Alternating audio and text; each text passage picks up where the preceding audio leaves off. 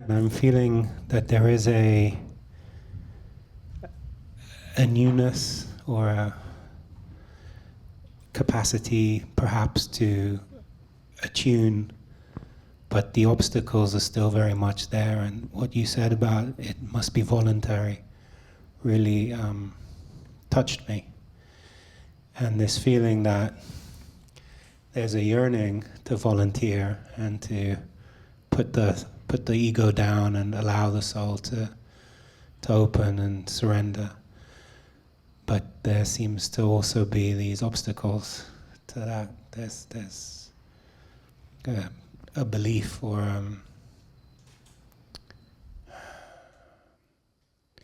I don't know, the word that comes to mind right now is some inherent laziness that stops the... Well, the laziness is in the ego, and I think that's universal. Laziness in the sense of a refusal, right? Because the ego has neither a belief nor a faith in God or in its ability or even desire to reach that. It wants to have fun on the phenomenal plane. But your soul does know. That's why you're here, and you're in this moment aware that you're not the ego. The question is, will you keep your soul awake and surrendered while it's awake, and can do that to that absolute presence, which will bring your mind into stillness. If you really are absorbed in love of the God Self, the mind will not be able to think, because it'll be in awe. It'll be in the wonderment of that sublime light that you will feel and see and perceive with the inner eye. And you will recognize the absolute power and beauty of this state that the ego cannot give you. It can only take it away and defile you. And you will, at the soul level, be able to choose no more self-defilement. Now I want freedom. I want to be cleansed of all of this laziness and other toxic attitudes. I want to be free. And as soon as that desire for freedom has been activated in the soul, it will give itself completely to God, and the work will be done instantly. But it's the continuity of that loving surrender that will keep the soul attuned, and that you must establish through keeping the soul awake to the fact that you're not the mind of the ego, and not believe in it when it tries to convince you of lower level of attitudes, etc., and stay attuned to that presence. And you will find that your power to overcome the ego's temptations, let's say, or threats, will not be able to move you. And when you reach that immovable state of the soul in union with God, then the power of the ego will be broken, and you as the God Self will be totally embodied, and every trace of ego will be gone, and an avadutta will be born, an avatara even of that absolute power, intelligence, beauty, and goodness and joy of the Self will manifest through that vehicle. And the joy of being able to emanate that love into the world will overcome any other possible resistance.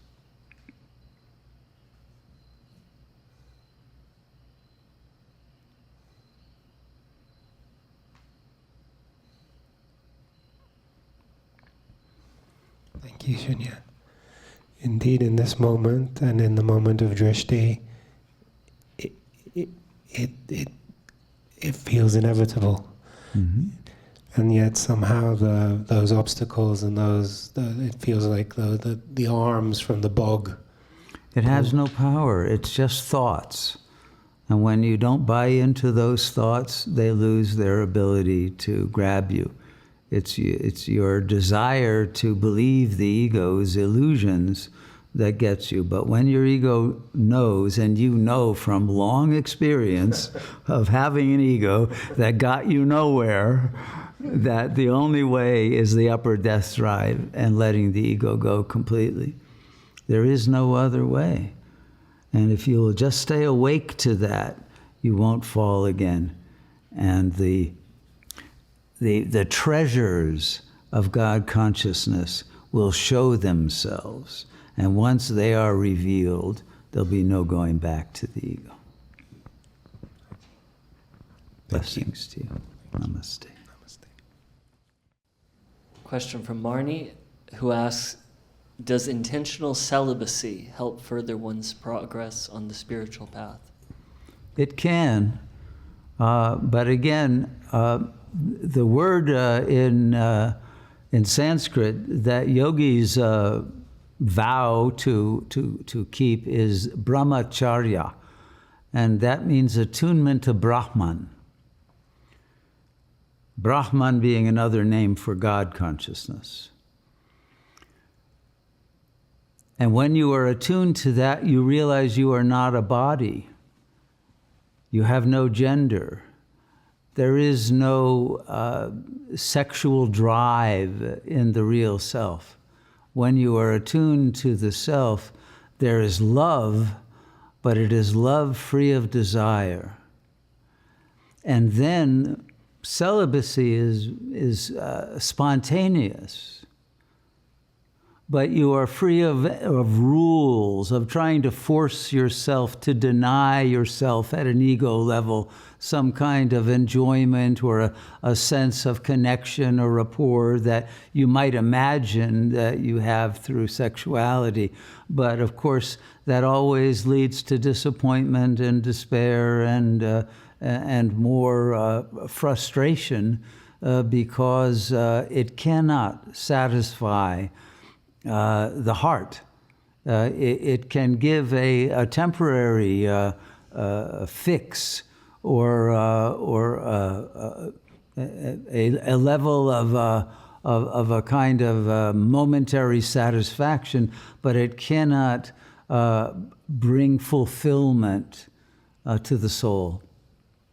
However, a love union with God, the union of Shiva and Shakti, that love will bring complete liberation and the total creative joy of that absolute oneness with the source of all meaning and goodness and eternal life that completely changes what life is.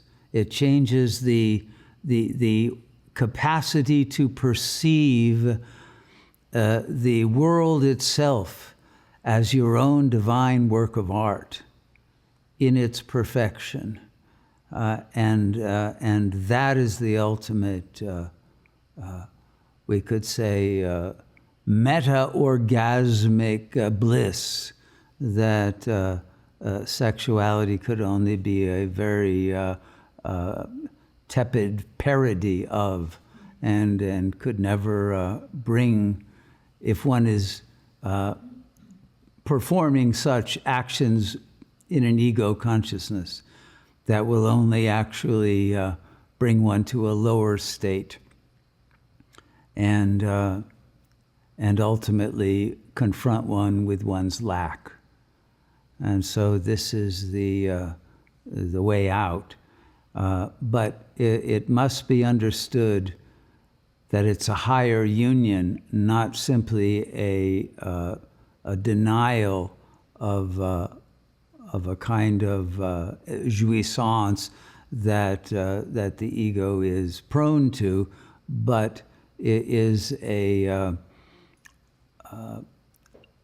much more beautiful and priceless manifestation of one's heart being filled by the grace of the beloved. I hope that's of help. Is keeping the soul awake synonymous with staying in a witnessing consciousness?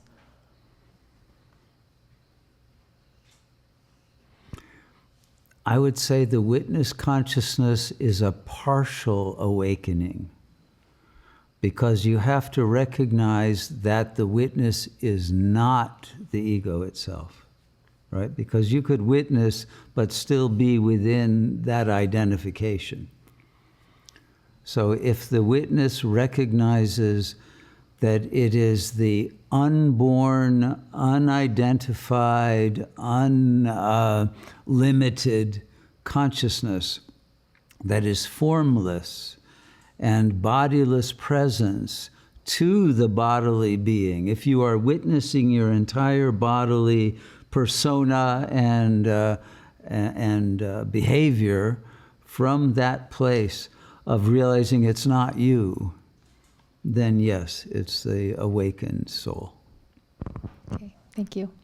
In the teaching from Easter Sunday, which we watched again last night, I think you said something about Ishtar accepting her fate and then being given the opportunity to rise. And I wanted to know, and I've got a few questions about it, but just to start, what does it mean to accept one's fate? Well, the fate of the divine feminine, because Ishtar in a certain way represents that, has been to be defiled and degraded throughout Kali Yuga. And even to be in the last phase, as we see, phallicized and denied through a kind of a transgender counterfeit femininity on the part of males, and a kind of total confusion as to what is the essence of Shakti, right? And that divine feminine has to reach that absolute fall into the abyss, into the hell realm of feeling that that the consciousness in a certain way has lost everything that gave it a sense of beauty and of goodness and of its natural power to bring grace into the world, because that's the role of the divine feminine. But once it reaches that point, it also is able to enter into a state of just pure naked awareness. That's the meaning of Ishtar having to take off her clothes at each gate, right? The 7 gates down, and until there is a complete not knowing, like the cloud of unknowing that the Christians speak of, that complete recognition of the ignorance of what you are in consciousness, and a complete binding to God, right? She's crucified on the eye of God, so that her whole being is perceived from the God self, the ultimate witness consciousness that completely destroys the ignorance and the shattered confidence and sense of the beauty of the soul. All of that is completely burned away by the eye of God. And that is what allows the consciousness to once again be filled with that divine presence that brings back all of the richness of our consciousness as manifestations of beings who are here to bring beauty, truth, goodness, joy into the world, right? From a place of complete unified consciousness in which you become a manifestation of the whole, not of a part, and of that wholeness that perceives the wholeness of the same absolute individual consciousness in every being, so that there are no longer differences, and that complete sameness allows one's love to open to infinity without conditions or rejections. And that is what restores us to our divine nature. And everyone at a soul level is feminine, right? The ego is masculine, even in a woman. It's a phallic consciousness. But the soul is feminine. And that's why the soul must surrender to that ultimate being who is usually called the Father. But it's not a gendered difference. It's a difference of yang and yin. And then one enters into that supreme state that is itself the yin that enables the yang of the world to be filled with beauty again. And this is the role of the divine feminine at the end of time, to recreate a new beginning in which the world again becomes a garden filled with beauty, joy, and divine love. Thank you. Very beautiful and inspiring, and there's a lot there. Oh, yeah. And I think what I was kind of reflecting on just now is in a way it sounds like there is a certain acceptance at the level of the soul of the fate of things and the impossibility, but also is there let's say a practice or something that one can do at the level of the ego to accept fate if one's not in touch with, let's say, this whole trajectory of the fall and the archetypal levels that you're speaking about. Is there something at the more sort of ego consciousness level to practice that acceptance of fate? Well, I think every being recognizes that they are already suffering from their fate. So the question can only really be around whether you are willing to accept that everyone gets what they deserve, that there really is a law of karma, and that no matter how bad the situation looks or feels, it's a blessing. And when one can see the hidden blessing within the dark cloud, then the light begins to shine within and the cloud dissipates. And the totality of that beauty fills the naked awareness that is no longer covered over by ego compensatory fantasies, etc. But it is actually the coming apart of the ego, in which it cannot deny its fate because it is exhausted and powerless. In that state, then one can again have the humility to surrender and be filled with grace. And that is when we rise back into the divine lotus throne of God consciousness. Thank you. That makes a lot of sense.